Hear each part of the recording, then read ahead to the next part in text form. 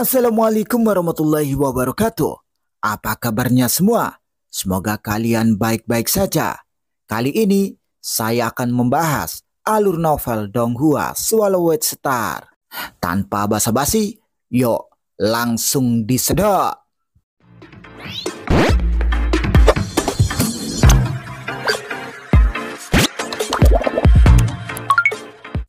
Melanjutkan dari cerita sebelumnya, setelah Master Sekte Bayangan Hati dan Tetua Tinyan bertemu, pertemuan para tetua pun segera diadakan. Saya membawa hadiah untuk mengunjungi Master Pavilion Yanfeng dan semuanya berjalan lancar.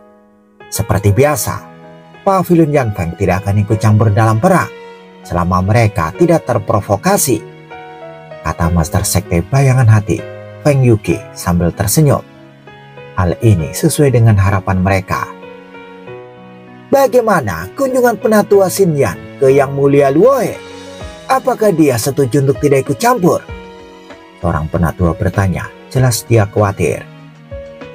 Dia tidak setuju, jawab penatua Xinyan. Dia tidak setuju. Para tetua lainnya agak jengkel. Kita sudah menunjukkan rasa hormat yang cukup kepadanya, tetapi dia masih saja siap bertindak melawan kita. Luohe ini adalah kartu liar. Aku yakin kita harus menghadapinya sebelum pasukan Marquis 9 Jiang tiba, saran seorang tetua. Kita dapat dengan mudah mengalahkannya dengan kekuatan seluruh sekte kita, tetapi dewa di levelnya memiliki banyak metode yang tidak terduga dan kemampuan bertahan hidup yang kuat. Dia bisa melarikan diri, dan jika dia berhasil, dia akan menjadi musuh bebuyutan. Kita mungkin mendorongnya langsung ke pelukan Marquis 9 Jiang. Para tetua melanjutkan diskusi mereka. Penatua Xinyan mengangguk setuju. Kekuatan Sekte Bayangan Hati dapat menghancurkan dewa sejati abadi manapun, tetapi tidak ada jaminan kita dapat membunuhnya. Jadi apa yang harus kita lakukan? Apakah hanya melihat dan menunggu? Jika perang pecah dan dia campur tangan, itu akan menjadi masalah besar. Penatua Xinyan menambahkan. Luohe mengatakan dia adalah agen bebas. Siapapun yang membayarnya akan mendapatkan dukungannya. Namun dia sangat serakah. Dia meminta harga sewa 2 miliar pasir kosmik. 2 miliar pasir kosmik? Itu gila. Siapa dia menurutnya? Para tetua tercengang mendengar harganya. Jika dia meminta harga setinggi itu, kemungkinan besar dia meminta hal yang sama dari Marquis 9 Jiang. Lanjut penatua Xinyan. Mungkin itu sebabnya Marquis 9 Jiang belum mempekerjakannya. Jika dia mempekerjakannya, Luohe pasti sudah berada di istana penguasa kota. Master Sekte Bayangan Hati Feng Yuqi tersenyum berkata, semuanya jangan khawatir.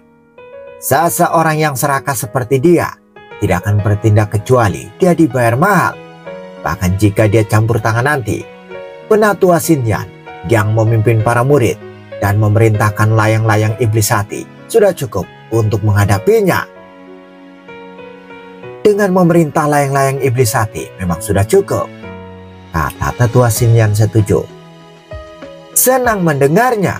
Dengan penatua Xinyan yang memimpin layang-layang iblis hati, kita tidak perlu takut kepada siapapun di bawah Marquis 9 Jiang, kata para tetua dengan penuh percaya diri. Mengetahui bahwa Luohe belum berpihak pada Marquis 9 Jiang adalah berita baik.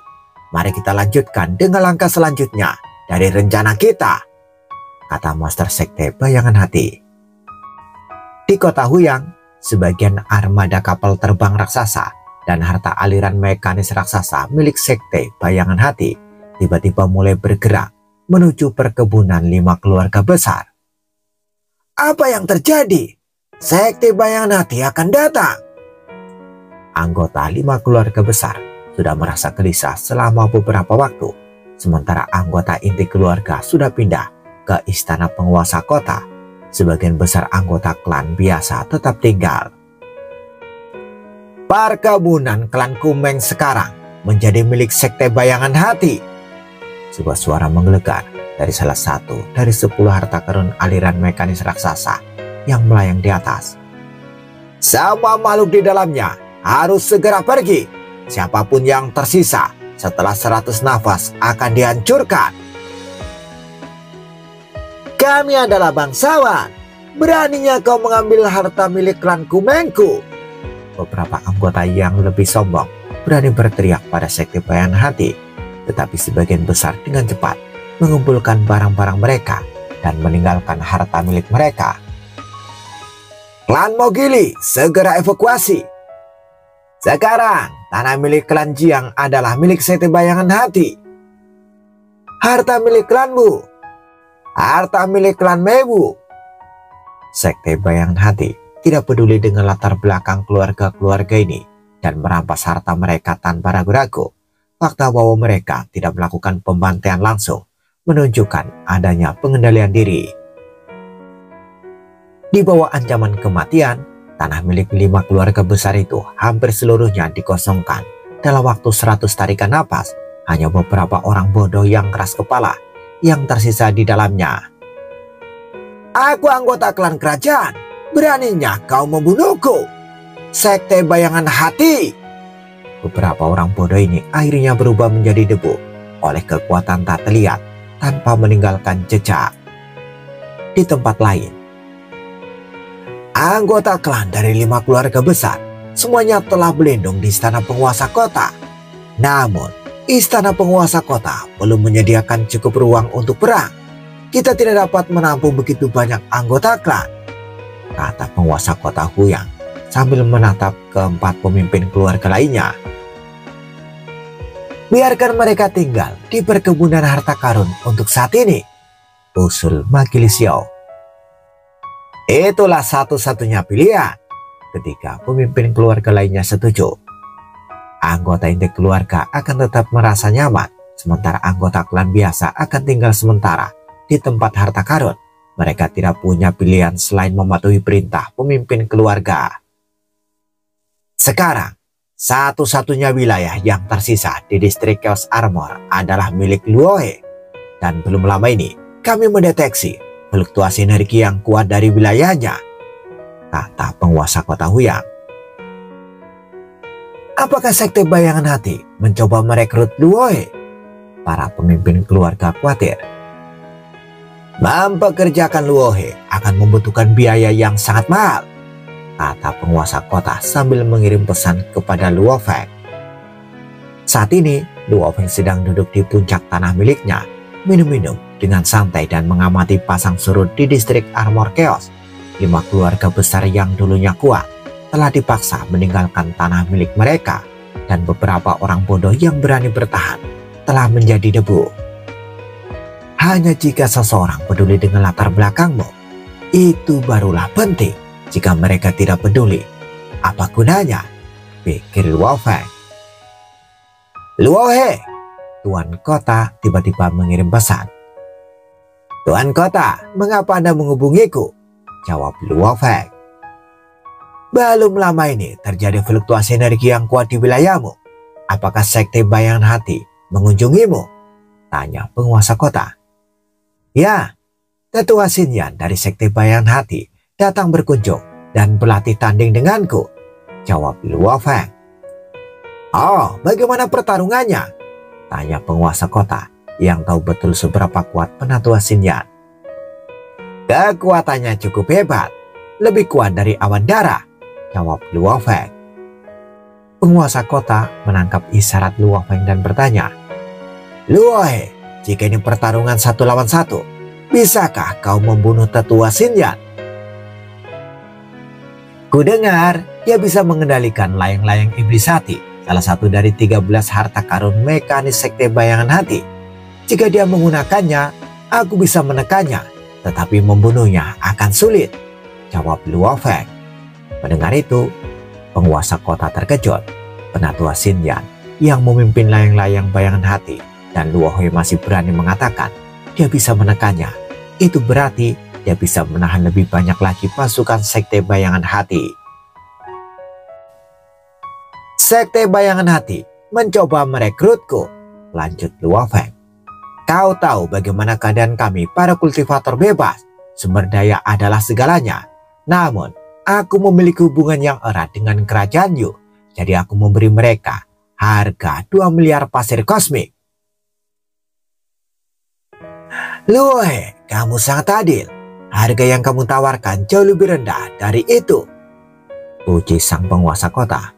Meskipun menurutnya 1 miliar pasir kosmik masih merupakan harga yang mahal. Aku akan melaporkan hal ini kepada Marquis. Aku yakin dia akan segera memberikan jawaban, kata penguasa kota, mencoba meyakinkan Luo Feng. Setelah komunikasi berakhir, Luo Feng menekuk anggur dari toplesnya. Mungkin aku telah menetapkan harga yang terlalu tinggi. Belum ada pihak yang setuju. Namun, pertandingan tanding ini akan membuktikan nilaiku, pikir Luo Feng. Jika aku bisa mendapatkan 1 miliar pasir kosmik, itu mungkin akan mendorongku untuk mencapai level kekacauan lebih cepat, renung Luo Feng. Scene berganti. Di kota 9 Jiang, di dalam aula besar, Marquis 9 Jiang duduk sendirian di singgasananya. Rambut peraknya terurai di bahunya. Setiap helai menimbulkan gangguan dalam kampaan. Marquis Liu Yin berani mengirim Sekte Bayangan Hati untuk menyerang. Bahkan jika mereka berhasil mengambil alih negara kekacauan 9 Jiang milikku, dia harus membagi sebagiannya dengan Sekte Bayangan Hati. Tatapan mata Marquis 9 Jiang menjadi dingin. Sepertinya dia bertekad untuk mengambil negara kekacauan 9 Jiang dariku. Ini wilayahku. Ini sumber daya kultivasiku. Kekosongan di sekitar Marquis 9 Jiang berputar saat dia berbicara. Marquis Liu Yin, kau bertekad untuk merebut tanahku.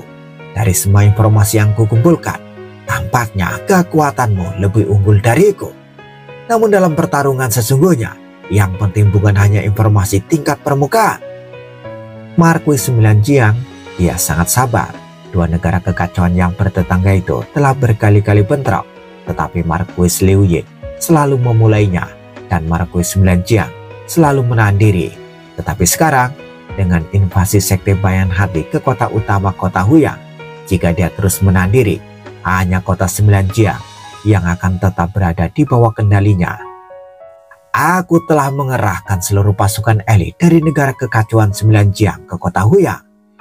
Namun, pasukan elitku sendiri tidak sebanding dengan Sekte Bayangan Hati. Gumam Marquis 9 Jiang, dia sangat memahami hal ini. Sementara Luohe itu, dia meminta 1 miliar pasir kosmik. Dia sungguh punya nyali, pikir Marquis 9 Jiang dengan gelisah. Aku harus mencari cara untuk mengundang beberapa dewa sejati abadi yang paling kuat dari ibu kota. Mengenai Luohe, aku akan mengawasi situasinya. Dia telah menyiapkan 1 miliar pasir kosmik dan mengundang dewa sejati abadi yang paling kuat dari ibu kota. Meskipun dia tidak yakin berapa banyak yang benar-benar akan datang. Setelah Sekte Bayangan Hati tiba di kota Huyang, tindakan mereka cepat.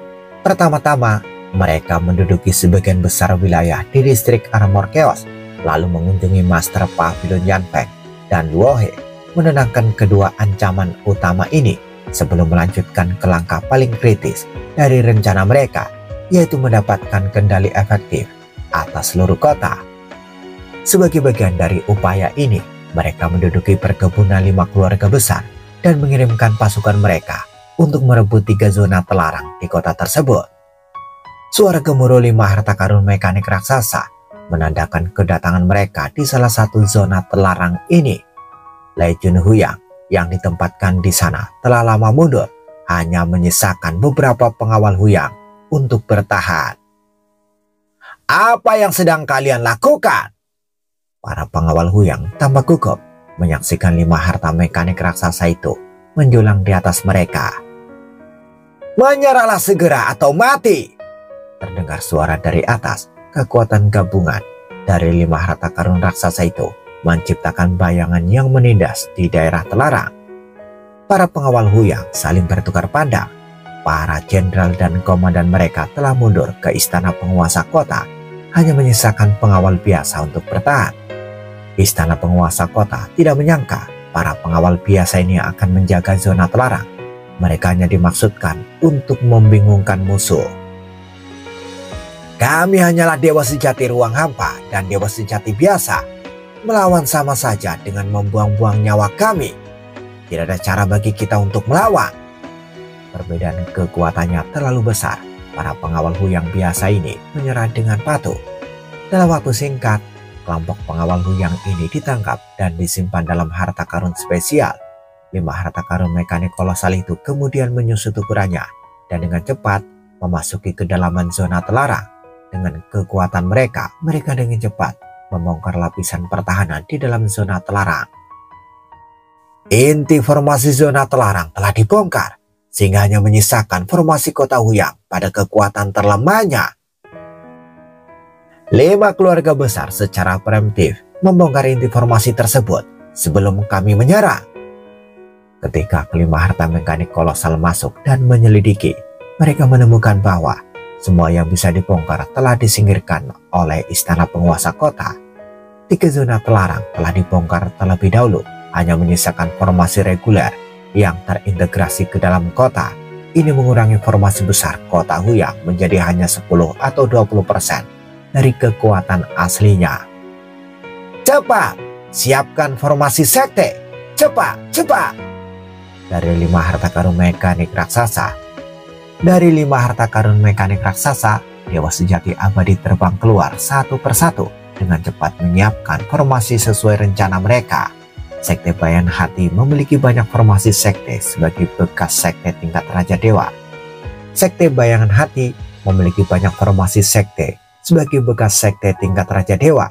Formasi mereka jauh lebih rumit daripada formasi kota Huyang.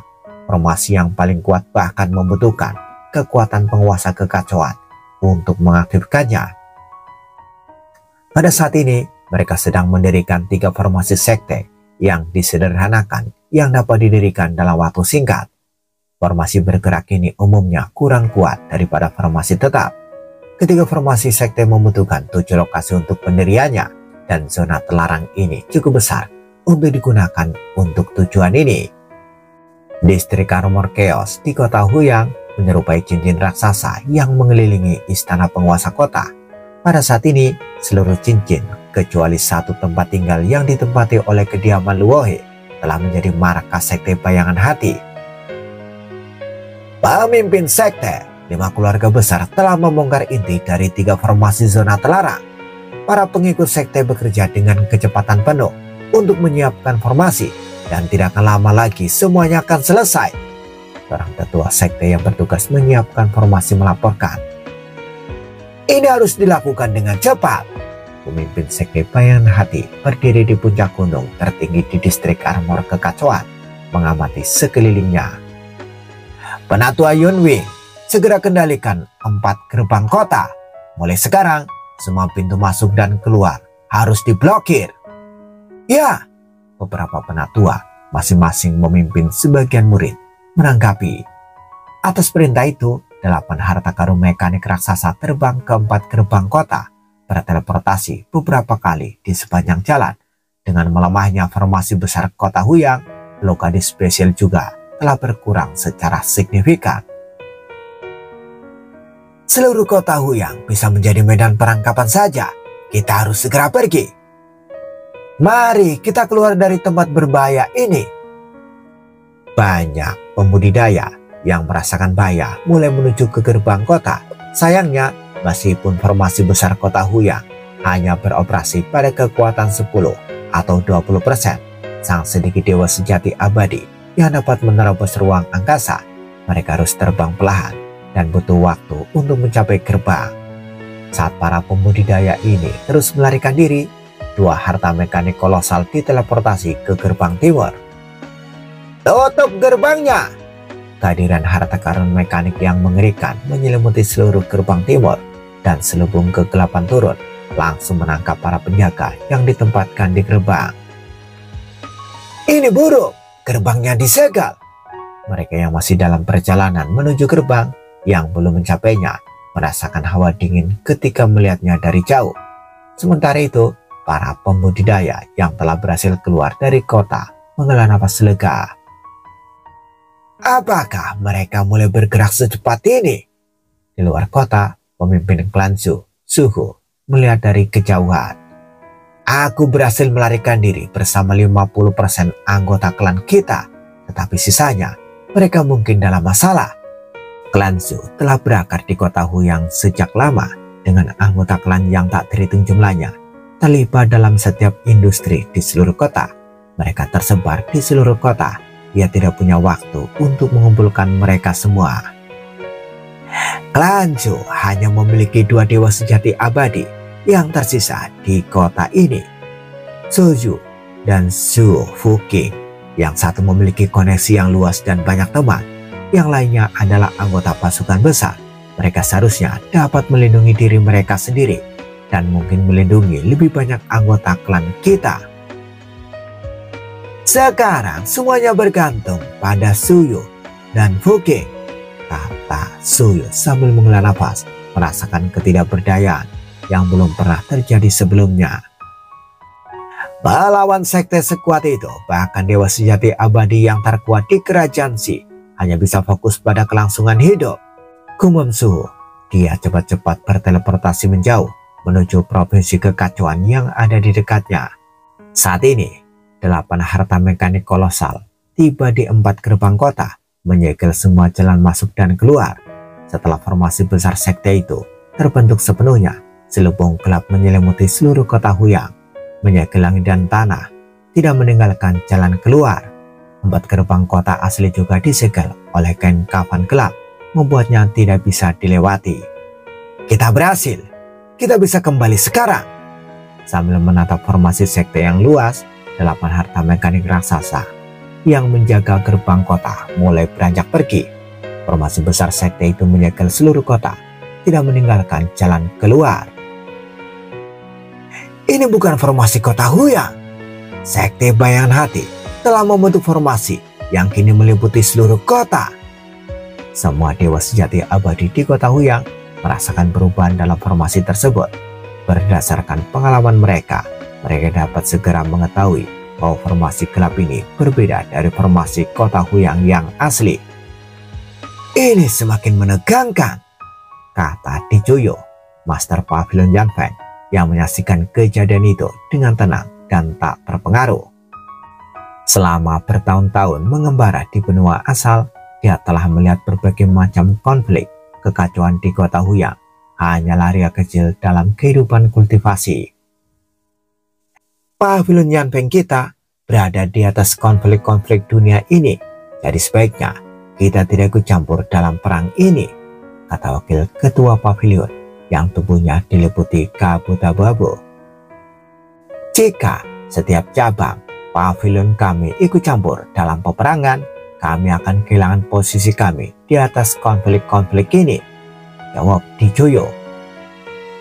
Ketua pavilion, tampaknya kedatangan sekte Bayangan Hati merupakan berkah tersembunyi bagi Anda karena Anda baru saja memahami hukum kekacauan, kata wakil ketua sambil tersenyum. Hahaha, tawa Dijoyo terdengar hangat dan penuh kepuasan. Setelah bertahun-tahun yang tak terhitung jumlahnya, bahkan dengan bimbingan buku-buku rahasia, baru hari ini aku akhirnya berhasil menembus alam kekacauan, kata Dijoyo sambil mendesak. Di jalur hukum, mencapai alam kekacauan sangatlah sulit. Dengan bimbingan buku rahasia, 9 gerakan tingkat kekacauan yang saling melengkapi, dan berbagai sumber daya untuk membantu, akhirnya aku berhasil menembus level ini hari ini. Aku ingin tahu kapan Luohe akan berhasil menembus level ini, kata Dijoyo. Di jalur hukum, mencapai alam kekacauan adalah persyaratan minimum untuk menjadi pejabat tamu garis keturunan Dijo. Akumulasinya sangat banyak, tetapi menerobos ke alam kekacauan masih memerlukan sedikit keberuntungan. Ngomong-ngomong, kepala pavilion, kapan Anda akan kembali? Kapan Anda akan memberitahu klan tentang terobosan Anda? Kata wakil kepala pavilion. Tidak usah terburu-buru, jawab Dijoyo. Aku sudah melapor kepada leluhur tua dan dia menyarankanku untuk merahasiakannya untuk saat ini. Dia akan mengirimkan sumber daya dan begitu tubuh dewaku sepenuhnya matang dan kekuatanku menguat, aku akan kembali. Wakil kepala pavilion tersenyum gembira. Apapun yang diperintahkan leluhur tua kepadamu, sebaiknya kamu ikuti. Dalam keluarga kerajaan kuno Yanfeng, mereka yang mampu mengolah tubuh dewa yang sempurna dianggap elit. Garis keturunan Diju hanya mengumpulkan sekitar 100 orang seperti itu selama era yang tak terhitung jumlahnya. Masing-masing memiliki akses langsung ke leluhur lama. Leluhur tua garis keturunan Diju adalah salah satu kaisar kerajaan kuno Yanfeng yang dikenal sebagai Kaisar Chu. Tubuh dewa yang sempurna di alam kekacauan bahkan lebih besar dan tumbuh lebih lambat. Ditambah lagi, aku perlu mengolah metode rahasia untuk memperkuat kekuatanku. Aku harap Luohe bisa menerobos sebelum aku pergi. Akan sangat bagus untuk membawanya kembali bersamaku, kata Dijoyo. Dalam 1 atau 2 era, kekuatanmu seharusnya sudah benar-benar mantap, Master Pavilion. Tidak mungkin Luohe akan menerobos secepat itu, kata Wakil Master. Wajar jika terjebak dalam kemacetan selama ribuan atau bahkan puluhan ribu era. Begitu kekuatanku menguat, jika Luohe belum berhasil menerobos, aku akan meninggalkannya jimat komunikasi dan kita akan kembali lebih dulu, kata Dijoyo sambil melirik kekacauan di dalam kota sebelum melangkah masuk ke pavilion kecil. Bersambung, bagaimana kelanjutan kisahnya? Tunggu jawabannya di episode selanjutnya. Dadah, semoga paham.